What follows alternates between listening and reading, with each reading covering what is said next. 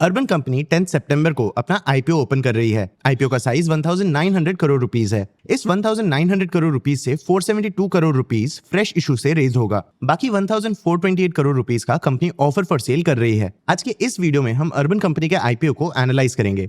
सबसे पहले हम कंपनी के आईपीओ के डिटेल्स एक्सप्लोर करेंगे, फिर हम कंपनी का फाइनेंशियल परफॉर्मेंस भी समझेंगे, हम अर्बन कंपनी के ऑपरेशंस भी समझेंगे, एंड में हम कंपनी के कुछ चैलेंजेस भी देखेंगे। चलिए शुरू करते हैं।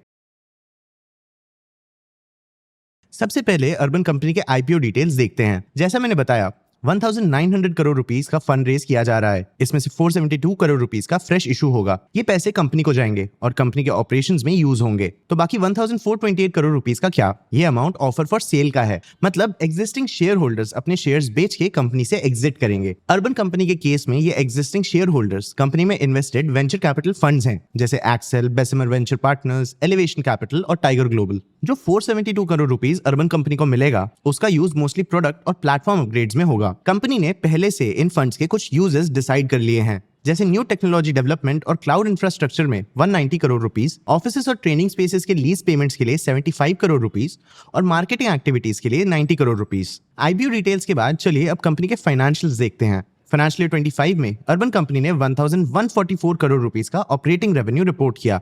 ये कंपनी के फाइनेंशियल ईयर 24 के 828 करोड़ रुपीस से 38.2% ज्यादा है। कंपनी के फाइनेंशियल ईयर 24 का रेवेन्यू कंपनी के फाइनेंशियल ईयर 23 के 636 करोड़ रुपीस से भी 30.2% ज्यादा था। मतलब कंपनी का रेवेन्यू एक ग्रोथ ट्रेंड को फॉलो कर रहा है। कंपनी के नेट प्रॉफिट्स में भी इंप्रूवमेंट आया है। फाइनेंशियल ईयर 25 में कंपनी ने 239.7 करोड़ रुपीस का नेट प्रॉफिट रिपोर्ट किया था। ये फाइनेंशियल ईयर 2024 के 92.7 करोड़ रुपीस के लॉस से एक काफी बड़ा इंप्रूवमेंट था। लेकिन इस नेट प्रॉफिट के फिगर में एक 211.2 करोड़ रुपीस का डिफर्ड टैक्स क्रेडिट भी था। ये एक वन टाइम बेनिफिट था। इस आइटम को अगर हटा दिया जाता है तो कंपनी ने एक्चुअली 28.5 करोड़ रुपीस का नेट प्रॉफिट अर्न किया। तो कंपनी का एक्चुअल प्रॉफिट बहुत ज्यादा तो नहीं था, लेकिन कंपनी एटलीस्ट प्रॉफिट मेकिंग बन चुकी है। और अर्बन कंपनी ने ये टर्न अराउंड अचीव कैसे किया? कंपनी ने अपने एक्सपेंसेस कट किए। इस कॉस्ट कटिंग के कारण कंपनी के टोटल एक्सपेंसेस 19.86% बढ़े, जबकि कंपनी का रेवेन्यू लगभग 38% बढ़ा।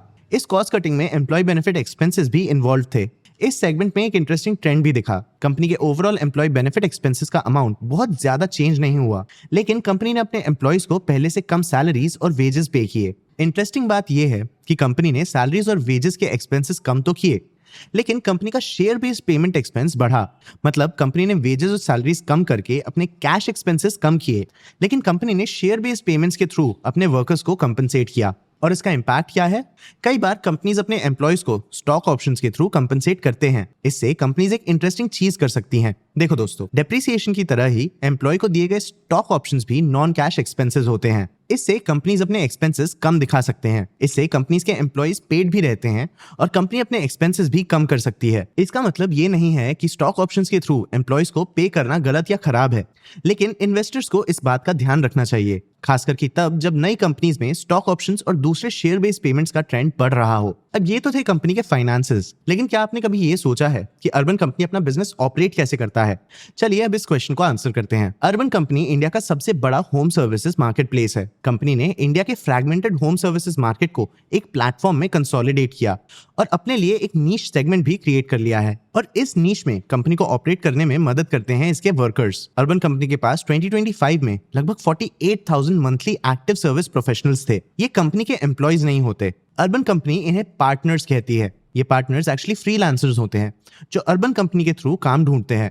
अर्बन कंपनी ने इंडिया के गिग बेस्ड बिजनेसेस में काफी कंट्रीब्यूट किया है, जहां वर्कर्स को किसी एक कंपनी के साथ काम नहीं करना पड़ता। गिग वर्कर्स फ्रीलांसर्स होते हैं जो अपने टाइम और रिक्वायरमेंट के हिसाब से काम करते हैं। अर्बन कंपनी के थ्रू इंडिया के ब्लू कॉलर गिग वर्कर्स को एक स्टेबल सोर्स ऑफ इनकम मिलता है। अर्बन कंपनी इन वर्कर्स को ट्रेन करती है, इन्हें अपने काम के लिए जरूरी टूल्स बेचती है, इन्हें अपने ऐप के थ्रू काम असाइन करती है और ये इन वर्कर्स के सर्विस से कुछ रिलेटेड स्टैंडर्ड्स मेंटेन और एनफोर्स भी करती है। अर्बन कंपनी इन वर्कर्स को एक प्लेटफॉर्म देने के बदले में इनसे एक कट लेती है।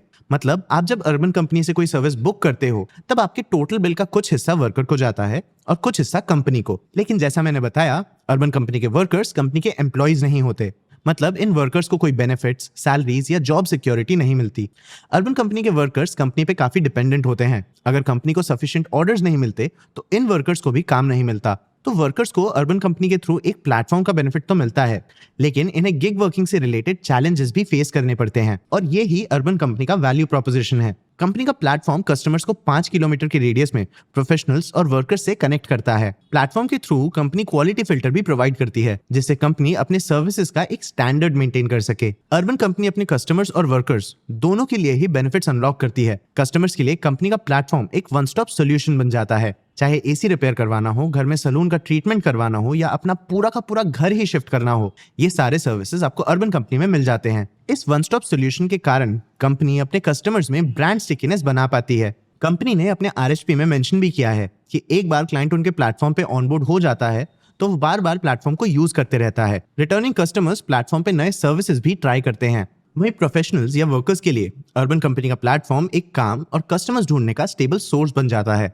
अपेरेंटली कंपनी के प्लेटफॉर्म पे लिस्टेड प्रोफेशनल्स और वर्कर्स नॉन लिस्टेड वर्कर्स और प्रोफेशनल्स से 30 to 40% ज्यादा कमाते हैं। दोनों प्लेयर्स को मिलने वाले बेनिफिट्स के कारण एक साइकिल बन जाता है। कंपनी ने अपने डॉक्यूमेंट्स में मेंशन किया कि इनके प्लेटफॉर्म का एक स्ट्रॉन्ग नेटवर्क इफेक्ट है। मतलब कंपनी के ऑपरेशंस कंपनी के स्केल के साथ साथ इंप्रूव होते जाते हैं। जैसे जैसे ज्यादा कस्टमर्स अर्बन कंपनी यूज करते हैं, प्रोफेशनल्स और वर्कर्स को ज्यादा कस्टमर्स मिल सकते हैं।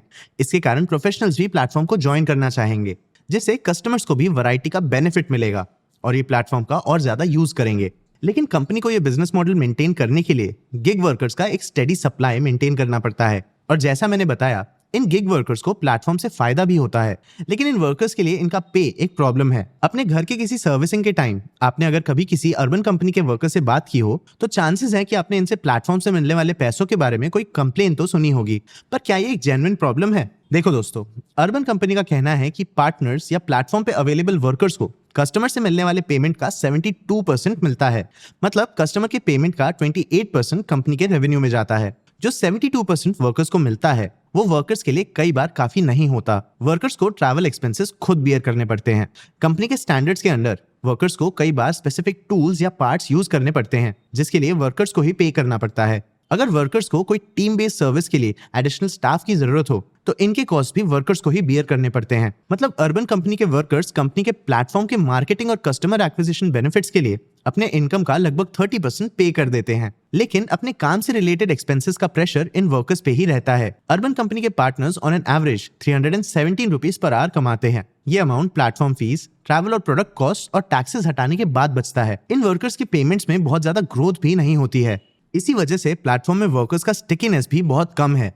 क्योंकि वर्कर्स को प्लेटफॉर्म के थ्रू मिलने वाले इनकम में ग्रोथ नहीं मिलता, वो ऑफ प्लेटफॉर्म सर्विसेज देना स्टार्ट कर देते हैं। मतलब एक बार कस्टमर को एक रिलायबल वर्कर मिल जाए तो वो अर्बन कंपनी की जगह डायरेक्टली वर्कर को ही बुला सकता है। अर्बन कंपनी के थ्रू कस्टमर दूसरे किसी वर्कर से काम करवाने को कम प्रेफरेंस दे सकते हैं। ऑफ प्लेटफॉर्म सर्विसेज से कस्टमर प्लेटफॉर्म फीस भी बचा सकते हैं और वर्कर भी कस्टमर का पेमेंट का पूरा हिस्सा रख सकता है। ऑफ प्लेटफॉर्मिंग का इम्पैक्ट ब्यूटी और क्लीनिंग जैसे कैटेगरीज में बहुत ज्यादा होता है, क्योंकि इन कैटेगरीज में कस्टमर स्टिकीनेस और ऑर्डर फ्रीक्वेंसी काफी हाई होती है। इतने बार customer off platform service choose करता है, कंपनी के रेवेन्यू और रिटेंशन पे नेगेटिव इंपैक्ट पड़ता है। फिलहाल अर्बन कंपनी इस स्पेस में अकेला प्लेयर है, तो ऑफ प्लेटफॉर्मिंग कंपनी के लिए एक बहुत बड़ा प्रॉब्लम नहीं है। लेकिन अगर इस स्पेस में कॉम्पिटिटर्स कम प्राइसेस के साथ एंटर करते हैं तो कंपनी के लिए प्रॉब्लम्स बढ़ सकते हैं, और तो और कंपनी शायद ही कंपटीशन फेस भी कर सकती है। स्विगी प्रोफेशनल सर्विसेज स्पेस में अपने एआई पावर्ड ऐप पिंग के साथ एक्सपेरिमेंट कर रहा है। पिंग के थ्रू कस्टमर्स को हेल्थ, वेलनेस, फाइनेंस और इवेंट से रिलेटेड सर्विसेज भी मिल सकते हैं। पिंग अभी तक अर्बन कंपनी के स्केल तक तो नहीं पहुंचा है, लेकिन इसकी एंट्री अर्बन कंपनी के लिए एक चैलेंज बन सकती है। वर्कर्स का लो रिटेंशन कंपनी के लिए एक और चैलेंज प्रेजेंट करता है। कंपनी अपने वर्कर्स को ट्रेन करने में बहुत पैसे स्पेंड करती है। कंपनी ने 17 सिटीज में 240 से ज्यादा क्लासरूम्स खोले हैं और मेंटरिंग प्रोग्राम्स, ऑनबोर्डिंग किट्स और यूनिफॉर्म्स में काफी एक्सपेंसेस भी बियर किए हैं। 2025 में तो कंपनी को सिर्फ ऑनबोर्डिंग और ट्रेनिंग में ही 158 करोड़ रुपीस स्पेंड करना पड़ा। ये कंपनी के इंडिया सर्विसेज रेवेन्यू का 22.7% था। कंपनी अपने स्टैंडर्ड्स मेंटेन करने के लिए पूरे सर्विस स्टैक को कंट्रोल करती है। इसके लिए कंपनी टूल्स बेचती है, कस्टमर फीडबैक के थ्रू जॉब्स मॉनिटर करती है और बारकोड स्कैनिंग के थ्रू स्पेसिफिक प्रोडक्ट्स का यूज भी करवाती है। इन एक्सपेंसेस के कारण कंपनी अपने स्टैंडर्ड्स मेंटेन कर पाती है। लेकिन अगर खराब एक्सपीरियंस के कारण वर्कर्स प्लेटफॉर्म्स छोड़कर चले जाते हैं तो कंपनी के ये एक्सपेंसेस वेस्ट हो जाएंगे। कंपनी सिर्फ इंडिया में ही नहीं, सिंगापुर, यूएई और सऊदी अरेबिया में भी ऑपरेट करती है, लेकिन इन मार्केट्स में कंपनी को सक्सेस नहीं मिला है।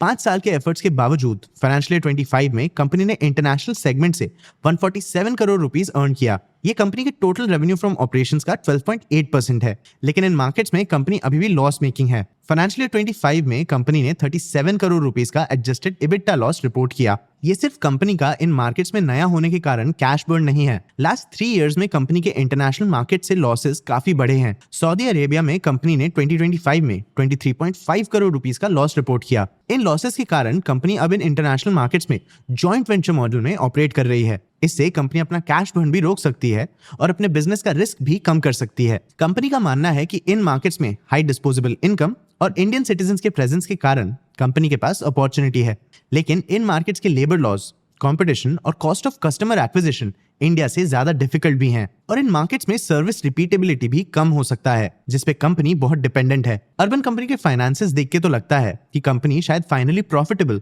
और ग्रोइंग फेज में एंटर कर चुकी है, लेकिन कंपनी में कुछ मेजर इश्यूज हैं जिसके कारण कंपनी के ऑपरेशंस और प्रॉफिट्स पे प्रेशर पड़ सकता है। आपको क्या लगता है, क्या कंपनी इन चैलेंजेस का कोई सॉल्यूशन ढूंढ पाएगी? क्या ये आईपीओ कंपनी के लिए हेल्पफुल होगा? अपने व्यूज हमें कमेंट सेक्शन में जरूर बताना।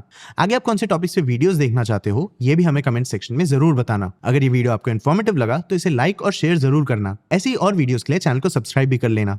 आज की वीडियो के लिए इतना ही। मैं हूं आपका होस्ट देव। मिलते हैं अगले वीडियो में।